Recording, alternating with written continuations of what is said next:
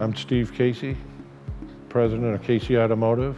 Been in the business for more than 4 decades. I think what keeps our customers coming back over the years is we've always provided them honesty and integrity. They're not afraid of us because they know that we have the confidence to fix their cars with our technicians and their training and our equipment. So I think that's what keeps them coming back. My name is Mike Bruins. I've been with Casey Automotive for 29 years. I'm the general manager of our 3 locations. The best thing in the morning when we come here every morning is to see a line out the door prior to us opening. It gives us that secure feeling that customers are coming back to see us for multiple reasons, but to see them every day on a consistent basis, whether it's raining and snowing outside, and knowing people are in line to give us their service and their business, we do appreciate it. Why customers continue to come back to us is our service, our capacity. We have 14 bays at one location, 12 at another, and 8 at another. We do have the capacity to get a lot of cars done.